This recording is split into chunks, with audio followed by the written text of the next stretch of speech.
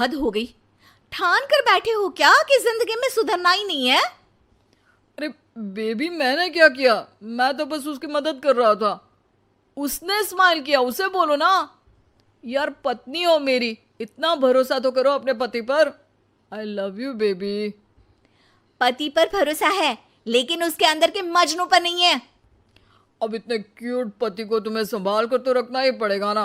मेरा क्या कसूर बेबी? ओह, बस हाँ, ये क्यूट वाला नाटक ना मुझ पर नहीं चलेगा।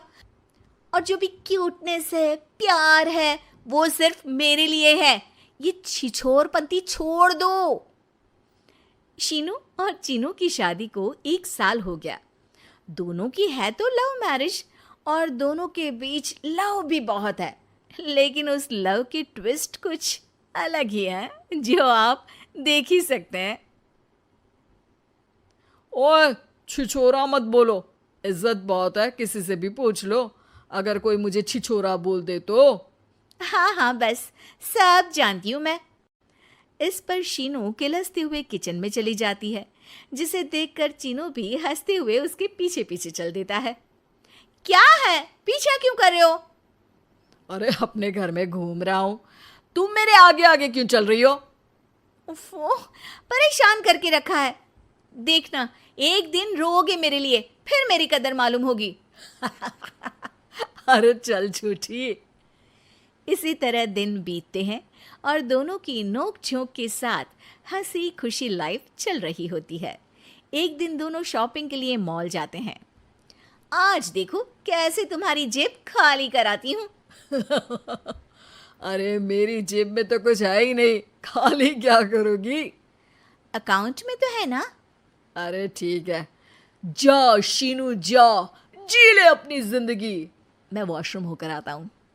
चीनू वहाँ से चला जाता है और शीनू ज्वेलरी शॉप में जाती है, लेकिन वहाँ कोई भी उसकी बात तक सुनने को तैयार नहीं होता। अरे यार, मैं भी कस्टमर हूँ, मुझ पर कोई ध्यान क्यों नहीं दे रहा?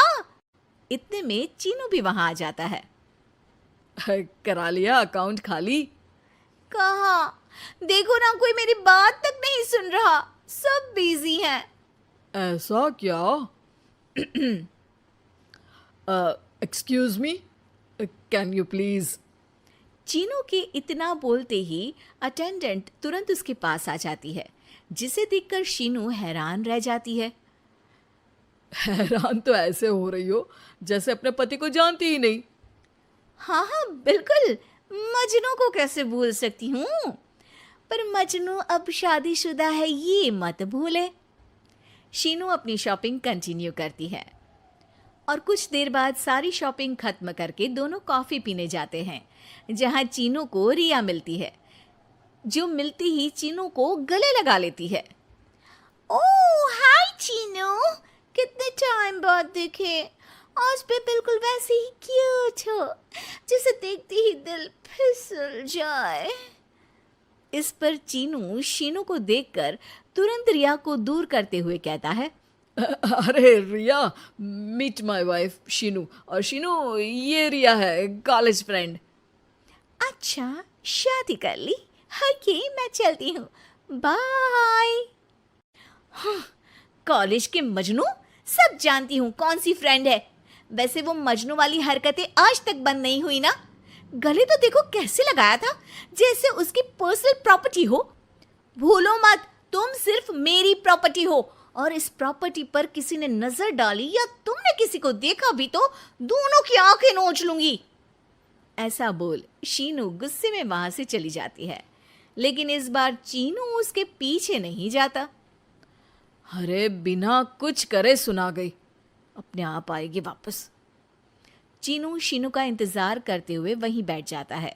इसी तरह कुछ घंटे बीत जाते हैं, लेकिन ना शीनू वापस आती है और ना ही उसका फोन आता है, जिस पर चीनू घर पहुंच जाता है, पर शीनू वहां भी नहीं होती।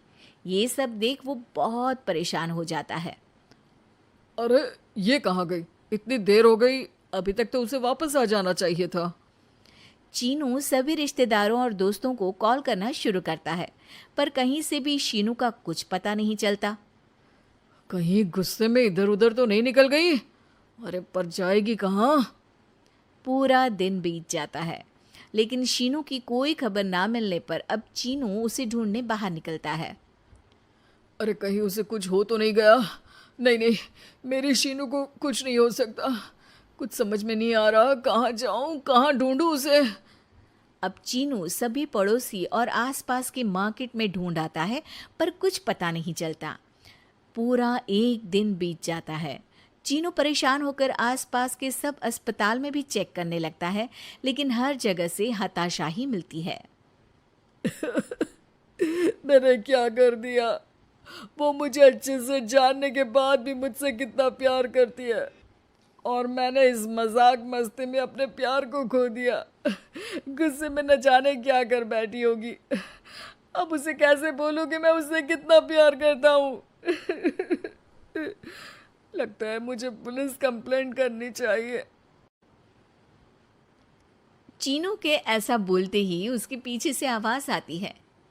कहा था ना, एक दिन मेरे लिए रोओगे तुम मजनू जी। पता चल गई ना पत्नी की कदर। शीनू को देखते ही चीनू तुरंत उसे गले लगा लेता है। कहाँ थी तुम? पता भी है मेरा हाल क्या हो गया? अगर मुझे टेंशन में कुछ हो जाता तो? वैसे तुम थी कहाँ? चल झूठे, तुम्हें कुछ नहीं होता। वैसे मैं रिया के घर थी।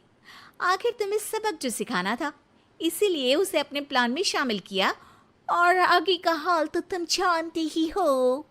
तुम पागल हो, बिल्कुल पागल। ऐसा कौन करता है? जान निकाल दी। दोबारा कभी भूल कर भी ऐसा करने की सोचना भी मत, नहीं तो मैं क्या करूंगा मुझे भी नहीं पता। हाँ हाँ, मेरे मजनू पति, तुम भी दोबारा मेरे अलावा किसी दूसरे के सामने ये मजनूगिरी मत दिखाना।